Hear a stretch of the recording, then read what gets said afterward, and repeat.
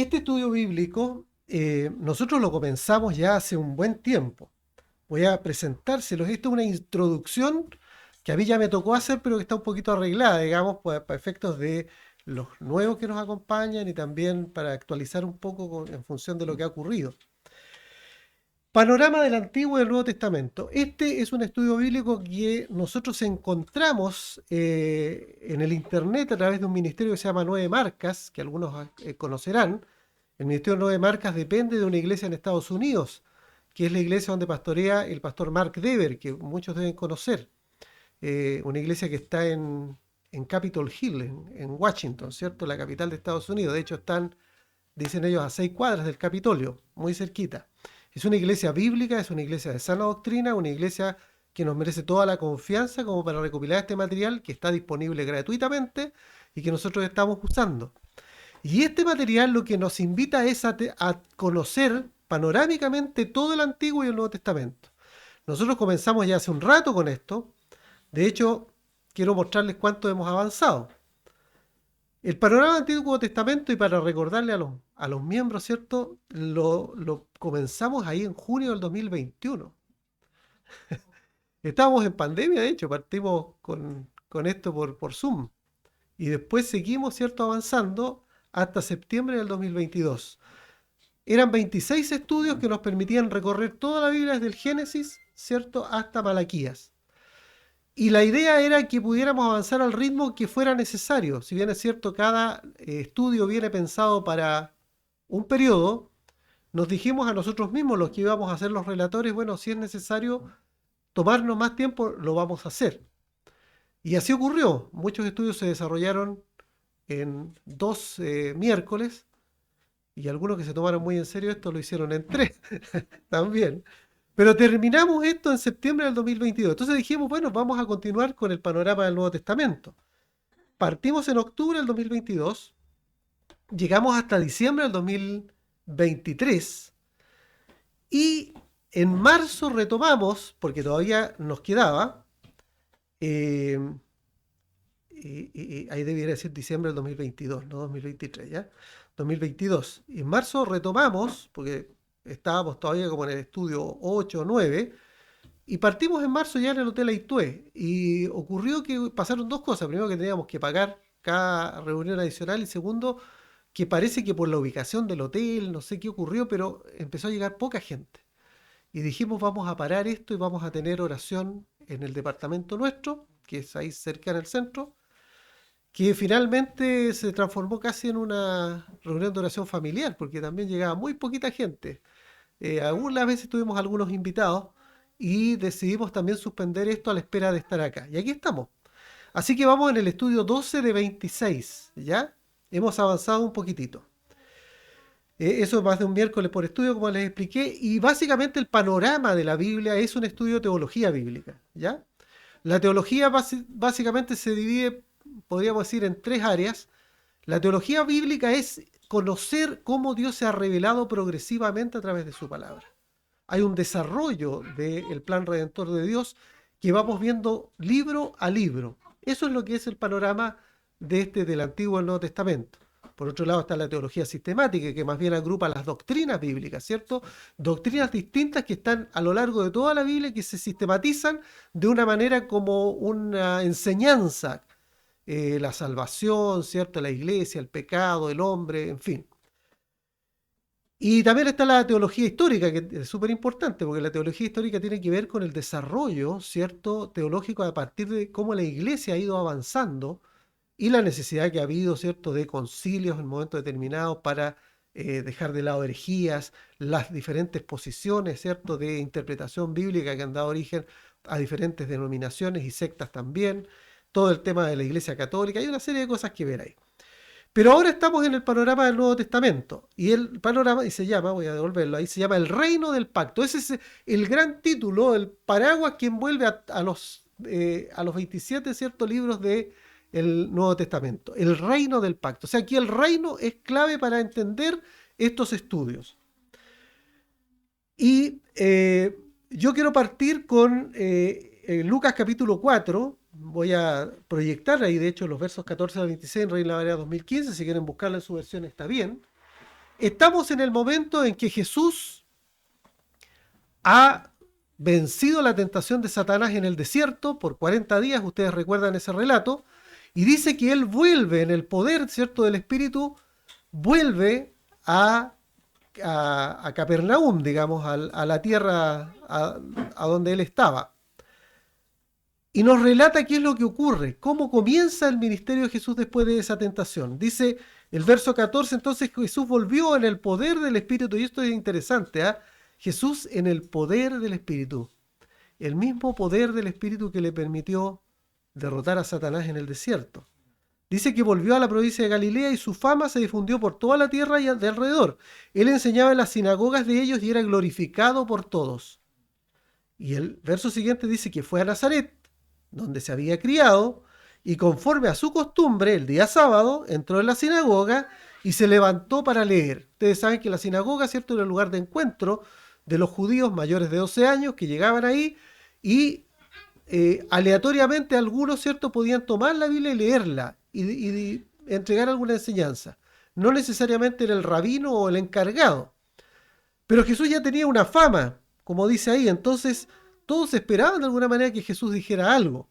Y él se levantó para leer, dice, se le entregó el rollo del profeta Isaías, este es el libro de Isaías en un rollo, y cuando abrió el rollo encontró el lugar, quiere decir que él buscó este pasaje donde estaba escrito. Ese pasaje está en el capítulo 61, versos 1 y 2 de Isaías, que dice, el Espíritu del Señor está sobre mí. Dice Jesús, ¿cierto?, que volvió en el poder del Espíritu. Porque me ha ungido, dice el Espíritu, ¿para qué? Para anunciar buenas nuevas a los pobres, el mensaje del Evangelio. Y estos pobres no son pobres materialmente, no era gente desvalida, sino que son personas que necesitan, por su pobreza espiritual, por su bancarrota espiritual, escuchar este mensaje de las buenas nuevas.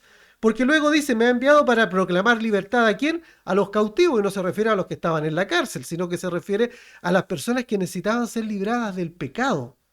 Y vista a los ciegos, dice, también se refiere, ¿cierto?, a personas no que estaban ciegas físicamente, sino que estaban ciegos respecto de la verdad de Dios. Para poner libertad a los oprimidos, estos oprimidos también, oprimidos por el pecado, y para proclamar el año agradable del Señor. El año agradable del Señor. El año agradable para los judíos que entendían era el año del jubileo, ¿cierto? Este año en que de alguna manera se rompían todas las reglas, los esclavos dejaban de ser esclavos, los que tenían deudas dejaban de tenerlas. Entonces era el año agradable del Señor, un año especial, un año de júbilo para las personas. Después de enrollar el libro y devolverlo al ayudante, se sentó y los ojos de todos en la sinagoga estaban fijos en él. Dice que estaban todos expectantes. Algo así como la fotografía que tengo ahí, ¿cierto? Jesús en medio, todos mirándole, expectantes, preguntándose probablemente, ¿qué hace ahora? ¿Qué va a decir? Después de que leyó este pasaje, ¿cómo lo va a interpretar? Y vienen en el verso 21, ¿cierto?, las palabras de Jesús. Hoy se ha cumplido esta escritura en los oídos de ustedes. Eso es lo que Jesús dice. Hoy se ha cumplido la escritura, y evidentemente se refería a él. ¿Cómo creen ustedes que lo tomaron los que estaban ahí? ¿Se habrán sentido admirados? ¿Se habrán sentido enojados? ¿Se habrán sentido confundidos? El tema es que cuando una persona se para delante de ellos y le dice, miren, lo que el profeta dijo se cumple en mí, delante de ustedes, hoy día ustedes lo han escuchado de mí, el tema es que las personas se preguntarán, bueno, ¿y ahora qué hago? Y la respuesta es que no puede ser neutral. Y frente al mensaje del Evangelio no puede ser neutral. Puedes enojarte, ¿cierto? Te puede dar mucha rabia, o realmente puede transformar tu vida. Esas buenas nuevas de las que Jesús habló. Para simplificarlo, el pasaje sigue el relato y dice que finalmente ellos, cuando Jesús sigue hablando, se molestan mucho, al punto de que se irritan y lo llevan, ¿cierto?, para tirarlo por un barranco. Y Jesús sale en medio de ellos y nadie es capaz de prenderle, de tomarle. Esa fue la reacción de los judíos cuando escucharon esto. ¿Y este quién se cree?, por decirlo de alguna manera. Pero ¿saben? El Nuevo Testamento habla de esto. El panorama del Nuevo Testamento es esto. Es la consumación de las profecías hechas en torno al Redentor que tenía que venir. Y, perdón, aquí me salté esto. Son 26 estudios bíblicos, de los cuales ya llevamos 12 avanzados. Y yo quiero contarles rápidamente, estos son los estudios. Partimos con una introducción de este reino del pacto, ¿cierto? Que es como se llama esto. Y seguimos con el libro de Hebreos. Esta es la propuesta que nos hace este material de 9 marcas. Introducción a los evangelios y a los hechos, que se llama bajo el título de la supremacía del rey. Mateo es el rey prometido, Marcos el rey siervo, Juan el rey divino, Lucas el rey salvador. Cada evangelio tiene un enfoque. Hechos, el reino se expande. Y luego seguimos con otra introducción a Pablo, a las verdades del reino. Luego viene Romanos, los súbditos del rey. Y aquí estábamos nosotros en marzo avanzando, ¿cierto? No sé si partimos con Romanos o con la introducción a Pablo por ahí. Me tocó a mí 1 Corintios, la necedad del reino, porque tenemos varios expositores. Yo hoy día estoy aquí porque estoy haciendo esta introducción, pero tenemos varios expositores, ¿cierto?, que entregan estos estudios a partir del material que tenemos. Y 2 Corintios, la debilidad del reino, que le correspondió, creo que a Rodrigo, entregar ese estudio. ¿Estoy bien o no? Sí, la debilidad del reino. Después seguiremos con Filipenses, el compañerismo del reino, los líderes del reino en 1 Timoteo. Fíjense que después seguimos con Tito y se llama la consistencia del reino. Cada libro tiene un enfoque relacionado con el reino y con el rey de este reino que es Jesús. Luego, segunda carta de Timoteo, la continuación del reino. Efesios, la gloria del reino. Colosenses y Filemón, que van en un solo estudio, la suficiencia del reino. Gálatas, los enemigos del reino, y ahí hablamos del legalismo. Luego Santiago con la sabiduría del reino. Primera de Pedro, los enemigos del reino, y habla de la persecución. Segunda de Pedro y Judas, que van juntos, la perseverancia en el reino. Las 3 cartas de Juan, el amor del reino. Primera de Tesalonicenses, la consumación del reino. Segunda de Tesalonicenses, la consumación del nuevo. Y terminaremos, si el Señor lo permite, con un libro re complicado como es el Apocalipsis, la victoria del reino. Estos son las 26 estudios, los cuales ya llevamos 12. Por eso yo mostré aquí una rayita, ¿cierto? Hasta ahí vamos. Y tenemos que continuar con el 13. Si el Señor nos permite, podremos repetirlo. El reino de los cielos se ha acercado. Yo creo que esta frase puede resumir un poco esta mirada del reino y de Jesús en el reino. ¿Qué entendemos nosotros cuando Jesús dice el reino de los cielos se ha acercado? ¿Qué quiere decir? Es una frase que se repite, ¿verdad?, en los evangelios. Esta es la parte en que ustedes participan, este es un estudio.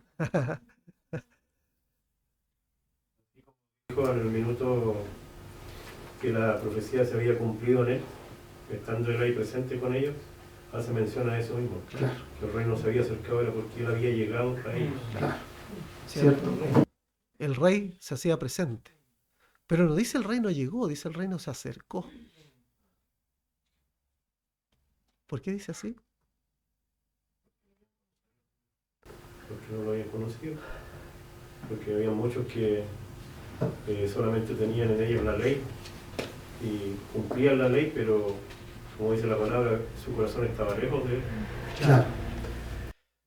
El propósito de Jesús, haciendo realidad la promesa mesiánica, es crucial en la historia de la humanidad. Esto cambia todo. Cambia absolutamente todo. Por lo tanto, cuando Jesús vino a esta tierra y cumplió su ministerio, el reino comenzó a desarrollarse. Pero no está todavía consumado completamente. Pero el reino ya está presente. El reino está cerca, ¿cierto? Se acercó mucho, pero todavía no está completamente en nosotros. El reino se ha acercado. Otra vez me pasó algo parecido con esto. ¿Recuerda? Bueno.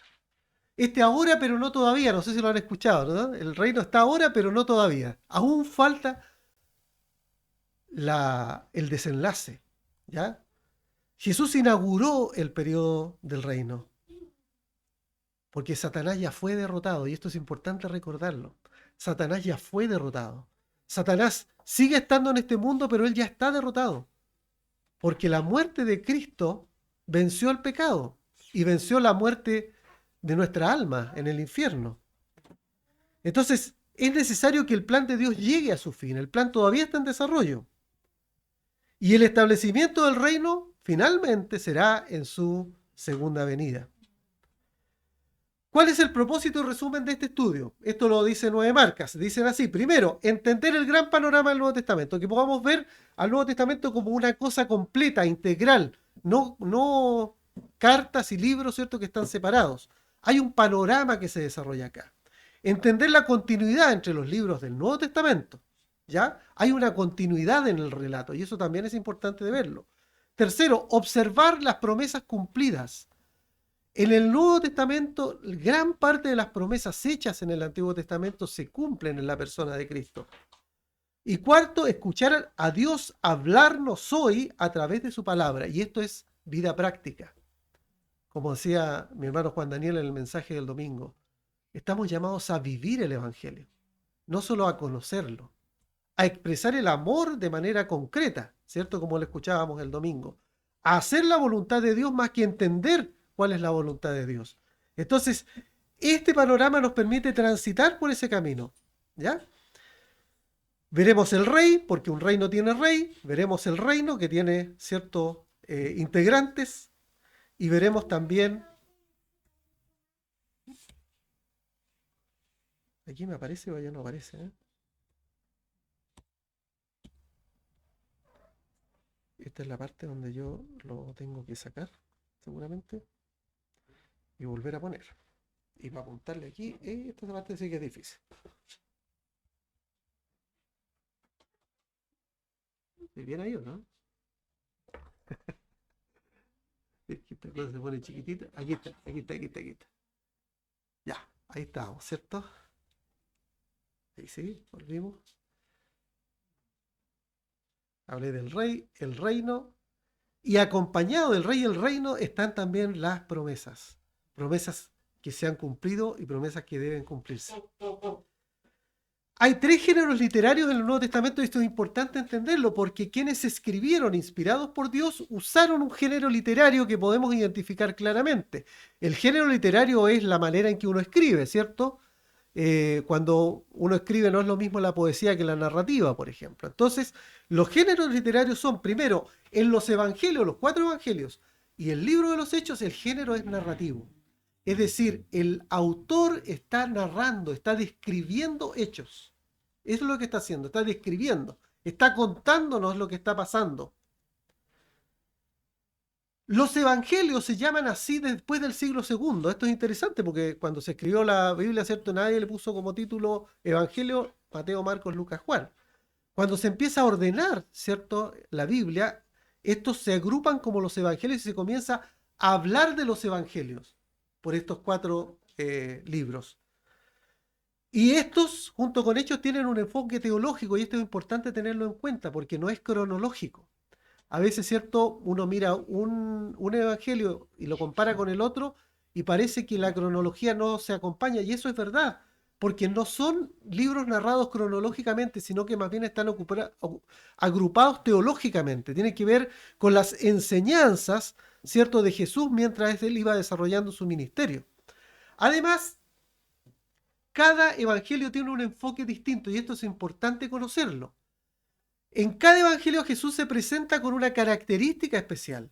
Primero, el evangelio de Mateo presenta a Jesús como el Mesías esperado. Y el público auditor preferente del Mateo fueron los judíos. Él le escribió a los judíos, no así Marcos, que le escribió a los romanos particularmente. Y entonces el enfoque es a Jesús como el siervo. Jesús es un siervo. Diferente es Lucas, que le escribe a los griegos.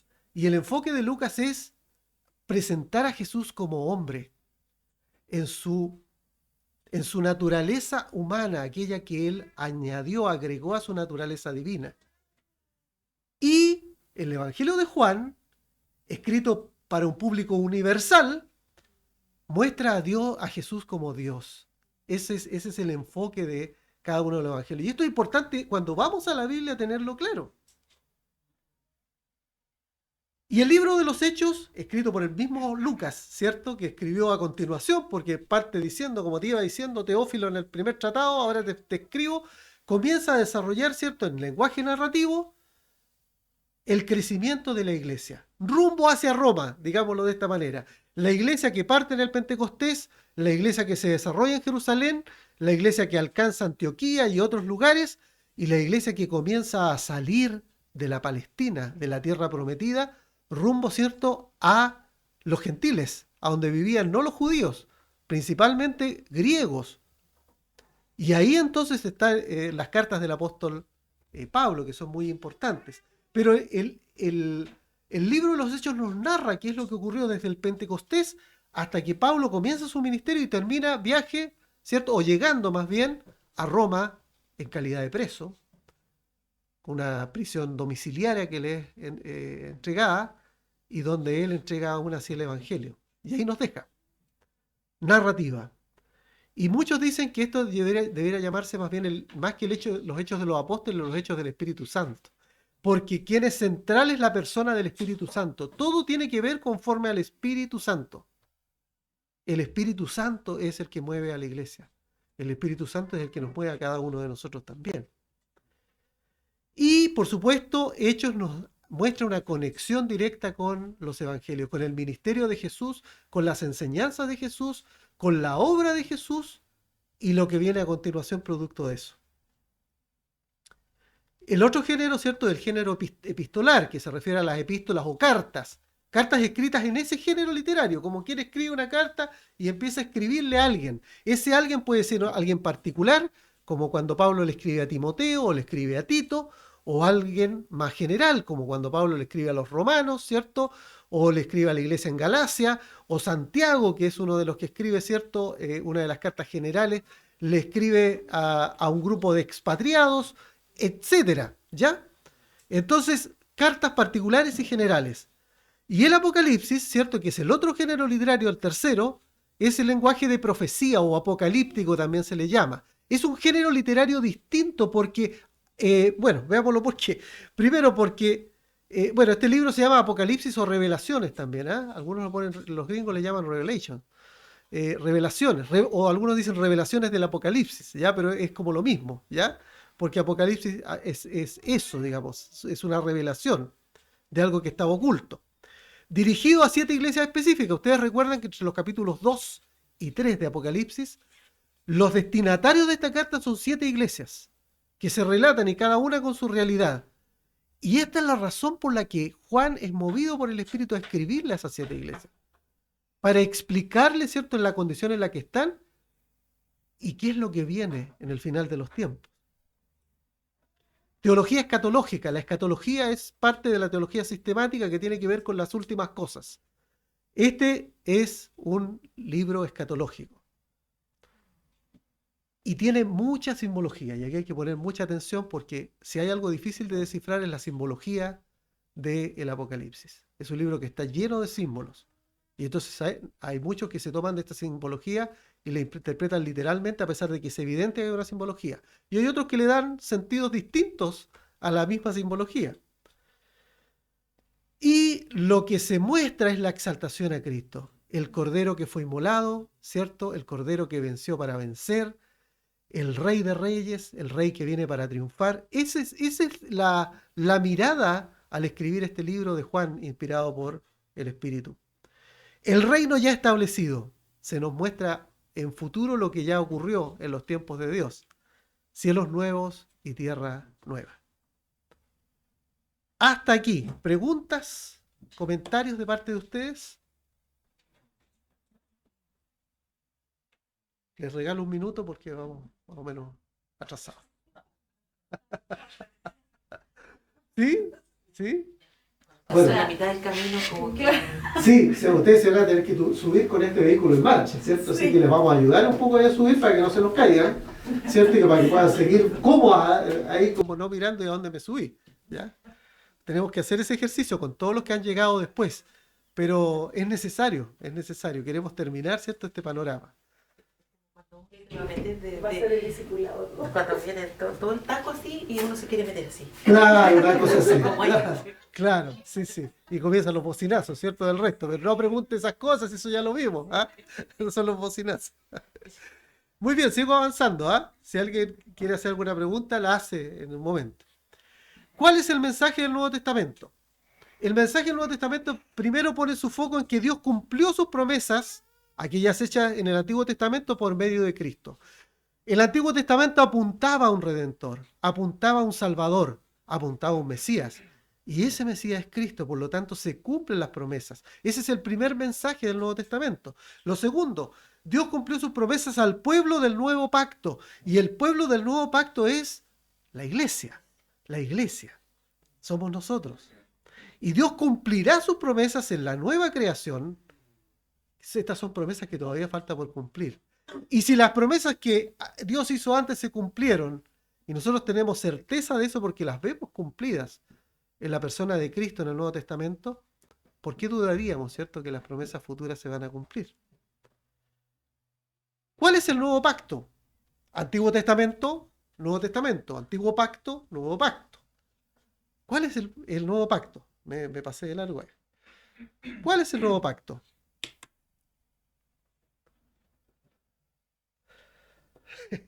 ¿Hay un nuevo pacto o no hay un nuevo pacto? Le cambiamos el nombre a esta parte. Pacto establecido sobre la sangre de Cristo ahora. Un pacto establecido sobre la sangre de Cristo. Eso es importante, ¿ah? Es importante. ¿Y el antiguo pacto estaba establecido sobre qué entonces? ¿Ah? Sobre la ley. Sobre la ley, ¿cierto? Y para el cumplimiento, para que la ley pudiera ser cumplida, que no era cumplida, el pueblo estaba llamado a sacrificio de sangre también, pero la sangre de animales, que el sumo sacerdote derramaba para expiar pecados. Y esta es la sangre de Cristo, ¿cierto? Ahí hay una diferencia importante. ¿Algo más que marca diferencia entre el antiguo pacto y el nuevo pacto? El nuevo pacto es mejor. ¿Qué es mejor que el antiguo? Claro, es verdad, es verdad. Fue uno solo. Fue un solo sacrificio. Y no como en el antiguo, que era a través de la sangre de animales perfectos o Sin manchas, sin claro. mancha, que eran cada vez que se equivocaban, Claro. mataban al animal. Claro. Yo me imagino la cantidad de animales que tenían que haber tenido, Sí, porque, así es. porque uno ahora ve lo que uno se equivoca cada rato, o sea, ya una casa así no... Claro, No claro. sé, no sé dónde metería tanto animal como para entre todos los que uno se equivoca, pero ahora en el nuevo pacto fue una vez y para siempre, Claro. y fue el único medio o el único sacrificio ante Dios que Él, para que nosotros fuéramos expiados esta culpa que cada De vez manera permanente, que, ¿verdad? que cometemos, Claro. digamos, pecado. Ahora, es interesante que ese sacrificio no es sobre un animal en particular, es sobre una persona. Y una persona que cumple de manera única, ¿cierto?, los requisitos para hacer ese sacrificio perfecto, hacer esa expiación. Rodrigo. Porque nunca fue por obra. Nunca fue por sino obra. por gracia. Así es. ¿Qué diferenciación se puede hacer entre antes y después? ¿Está mal decir el periodo de la gracia que se habla? Mi respuesta es que sí, que está mal decir el periodo de la gracia. La gracia de Dios estuvo presente desde el comienzo. Tal es así, ya vamos a llegar a Romanos 4, yo ahí estoy ahora, que lo explica, y Gálatas también, que dice que Abraham no fue justificado por las obras de la ley. Abraham fue justificado, ¿cierto?, por la gracia de Dios.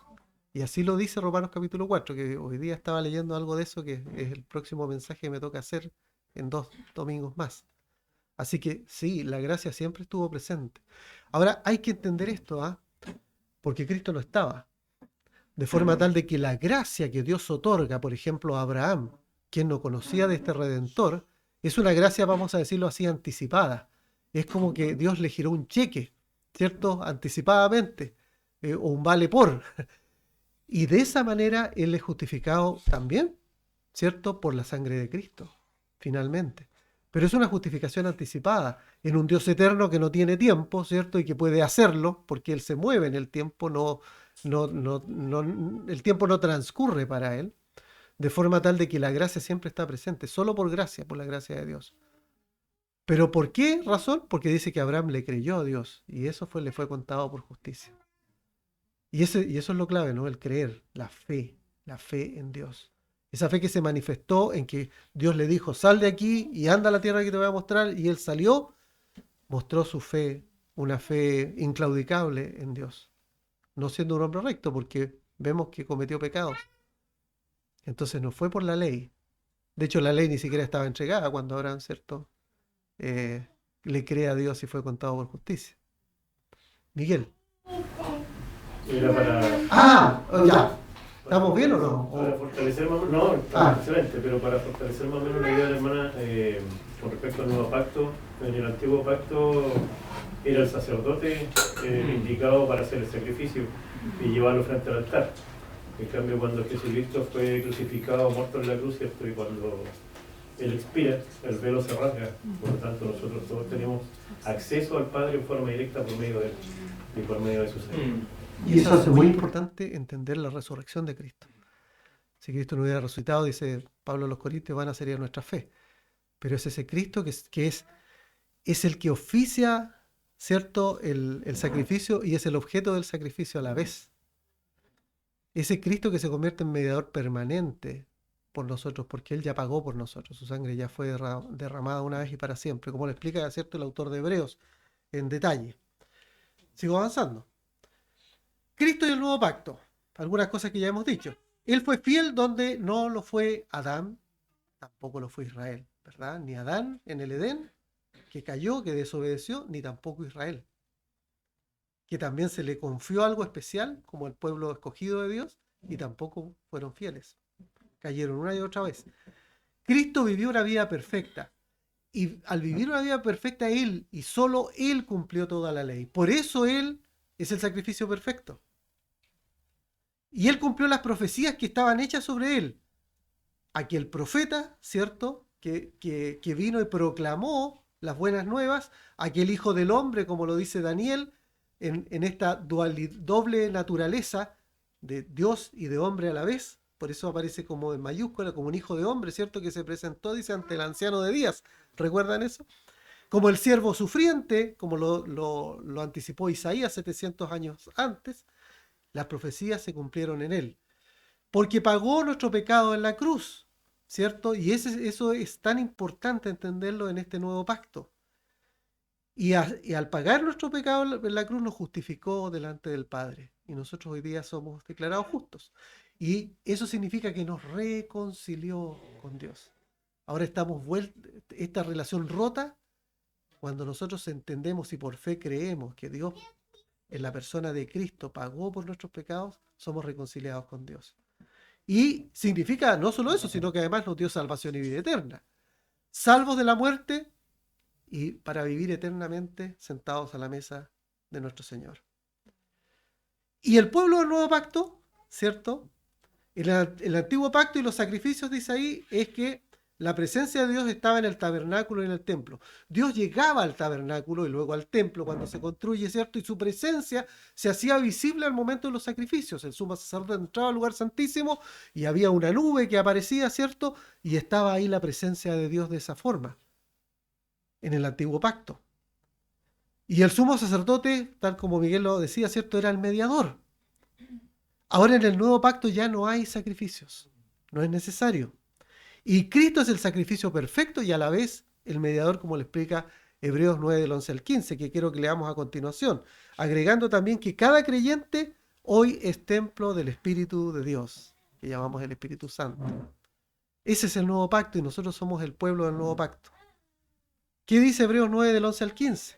Pero estando ya presente Cristo, sumo sacerdote de los bienes venideros, por el más amplio y más perfecto tabernáculo, no hecho de manos, es decir, no de esta creación, y no por sangre de machos cabríos ni de becerros, sino por su propia sangre, entró una vez para siempre en el lugar santísimo, habiendo obtenido eterna redención. Él obtuvo eterna redención en la cruz, Él resucitó y entró al lugar santísimo para siempre, para ser nuestro intercesor. Sigue diciendo, verso 13, porque si la sangre de los toros y de los machos cabríos y la ceniza de la becerra rociadas a los inmundos, santifican para la purificación de la carne, cuánto más la sangre de Cristo, el cual mediante el Espíritu eterno se ofreció a sí mismo sin mancha a Dios. Limpiará vuestras conciencias de obras muertas para que sirváis al Dios vivo. ¿Acaso no podrá este que fue el sacrificio completo por medio de su Espíritu eterno limpiar nuestras conciencias? Eso quiere decir cambiar nuestra mente, renovar nuestra mente por medio de la palabra revelada de Dios, para que nosotros, ¿cierto?, podamos servir al Dios vivo. Esa es la parte práctica de la vida cristiana. Así que por eso es mediador, dice Cristo, de un nuevo pacto, para que interviniendo muerte para la remisión de las transgresiones que había bajo el primer pacto, los llamados, dice Hebreos, reciban la promesa de la herencia eterna. ¿Y quiénes son los llamados? Bueno, precisamente de eso se trata, ¿no? El pueblo del nuevo pacto. Nosotros somos los llamados, la iglesia de Dios. Dice así, las epístolas del Nuevo Testamento tratan acerca de comprender cómo es ser parte de este pueblo del nuevo pacto, cómo ser parte, ¿ya? Por un lado, comprender la verdad de estas radicales noticias del Evangelio, y por el otro, aprender a vivir como personas transformadas por el Evangelio. Teoría y práctica. Vidas transformadas, ¿cierto?, para ser santos, vidas transformadas para santificación. Como dice Nueve Marcas, ¿cierto?, son manuales de vida. Nos hacen ver quiénes somos realmente nosotros y quiénes debemos ser. Y proclamamos entonces el carácter de Dios a un mundo necesitado a través de una vida transformada, una vida de obediencia, una vida práctica. ¿Cuánto hemos avanzado? Esta es una pregunta con respuesta porque viene a continuación. Como les dije, ya vimos, ¿cierto?, la carta a los Hebreos. Aquí estuvo Miguel, ¿cierto?, acompañándonos en ese estudio. Y este se llamaba El Reino Viene, ¿ya? Ese era como el sentido. Y nos mostraba a través de Hebreos este material la superioridad de quién es Jesús en los primeros 7 capítulos. Luego, no solo la superioridad, porque Jesús es superior, dice, a los ángeles, superior a Moisés, superior a todos, sino que además la supremacía de lo que Jesús ha hecho. Capítulos 8 hasta el 10-18. Y del 10-19 hasta el final, una esperanza que transforma la vida. Esta es la parte como ya de aplicación más práctica de la carta a los Hebreos. Así partió este estudio, ¿ya? Yo lo estoy diciendo en lo que vimos en 1 hora o en 2 horas probablemente, lo estoy diciendo en 30 segundos. Y respecto de los evangelios, son la supremacía del rey. Vemos 4 retratos en un solo Jesús. 4 retratos de un mismo Jesús. Y es lo que yo les anticipaba antes. Mateo, Jesús, el rey prometido, ¿cierto?, el Mesías. Marcos, Jesús, el rey siervo. Lucas, Jesús, el rey salvador, el hombre, ¿cierto?, el Dios que se hizo hombre para morir por nosotros y salvarnos. Y Juan, Jesús como el rey divino. Jesús es Dios. Ese es el énfasis de cada uno de ellos. Luego nos fuimos al libro de los Hechos. El reino se expande. Esta era la propuesta, ¿cierto?, a propósito del reino. Y vimos ahí primero el poder de la expansión del reino.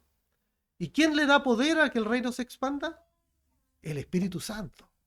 Sin el Espíritu Santo, el reino no puede expandirse. La iglesia no tiene ningún poder. Es el poder del Espíritu el que hace que el reino se expanda. El mensaje de la expansión del reino, ¿cuál es? El Evangelio. Si no tenemos ese mensaje, tampoco tiene sentido lo que la iglesia hace. Hay un poder, que es el Espíritu, y hay un mensaje, que es el Evangelio.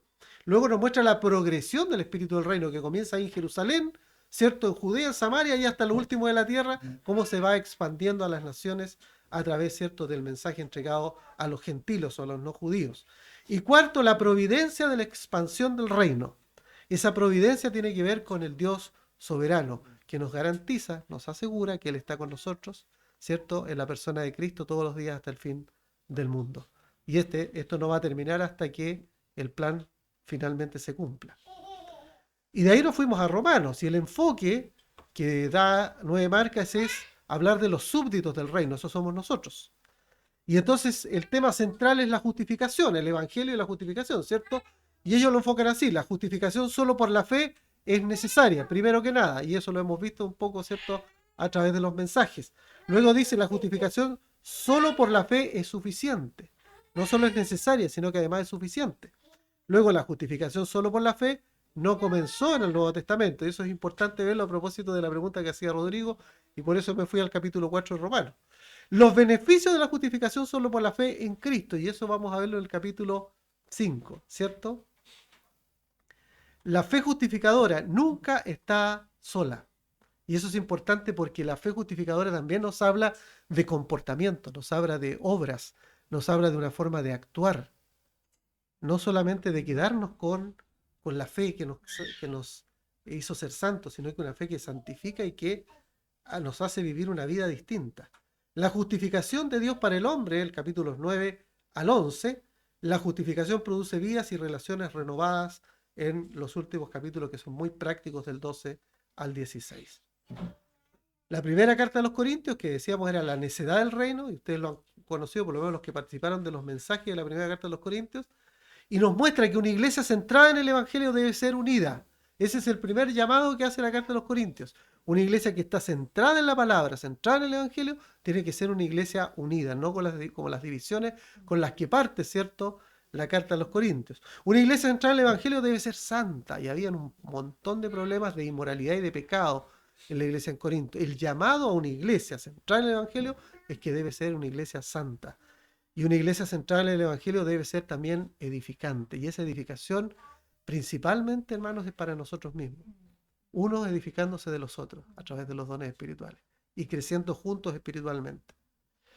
Y la segunda carta de los Corintios, que era la debilidad del reino, ¿cierto? Con todos los problemas ahí que el apóstol Pablo menciona, ¿cierto? Respecto de las diferencias que había tenido con los corintios, nos muestra primero que los apóstoles del reino, particularmente, esto es la persona de Pablo, muestran el poder de Dios en la debilidad. Es decir, no somos nosotros, es Dios. Nosotros somos débiles, como Pablo dice. Los ciudadanos del reino, y aquí estamos, ¿cierto? Todos nosotros que estamos en el mundo, muestran la generosidad de Dios en la debilidad. También somos llamados a ser generosos con los demás. Y las iglesias del reino, ¿qué es lo que muestran? La gracia de Dios en la debilidad. No somos nada, es todo por gracia. Ese es el enfoque de 2 de Corintios. Estamos llegando casi justo al final, así que esta es la última vez que aparece esto. ¿A preguntas? Comentarios. Si vamos a repetir esto, no lo sé todavía. No es una decisión que hayamos tomado. Yo creo que queremos saltar a otros estudios un poco más profundos. Quisimos partir, y esa fue la decisión que tomamos, mostrando una panorámica de lo que la Biblia dice, progresivamente, para que todos podamos alinearnos de alguna manera, ponernos en un mismo nivel. Pero es un muy buen material. ¿Algo que quieran decir, comentar, preguntar? ¿No? Está todo claro. Eso es bueno cuando nos preguntan, ¿cierto? Todo quedó clarísimo, clarísimo. Muy bien. Hay un folleto que 9 Marcas desarrolló, que se puede imprimir, que dice ponga su logo aquí, y nosotros lo pusimos, así dice, ponga su logo aquí. Eso es un díptico en realidad. Y este acompaña los estudios, o sea, ustedes van a recibir uno de estos, que es responsabilidad de cada relator o expositor hacerlo, y ustedes van a recibir esto, ¿para qué? Para que cuando vengan acá vayan desarrollando, ¿cierto?, el estudio y vayan tomando notas y se lleven esto. Tomar notas generalmente ayuda más a memorizar y también es un material que pueden guardar, ¿ya? Así que este folleto que está aquí físicamente, digamos, que como les digo es como un díptico. Aquí la Jocelyn es la que nos ayudaba a imprimir, yo creo que ella nos va a seguir ayudando. Y ese material se va a entregar.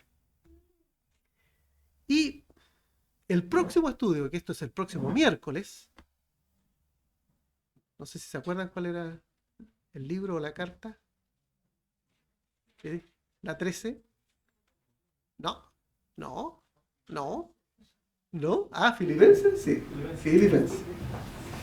Y se llama El compañerismo del reino. Miren qué bonito, ¿eh? El compañerismo del reino.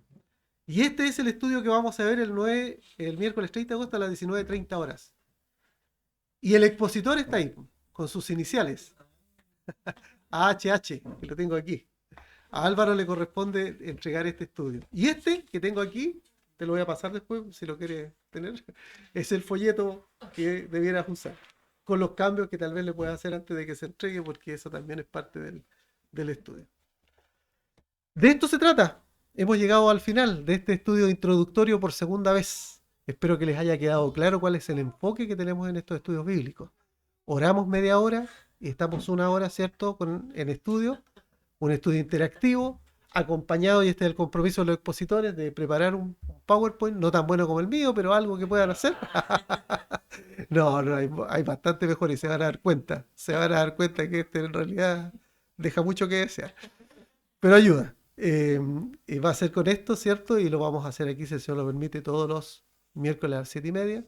Ya en 2 semanas más vamos a tener más luz. Así que vamos a llegar con luz natural. Y ya en el verano, cuando estemos llegando a diciembre, vamos a tener lucecita ahí, ¿cierto? No, luz nomás, no pensemos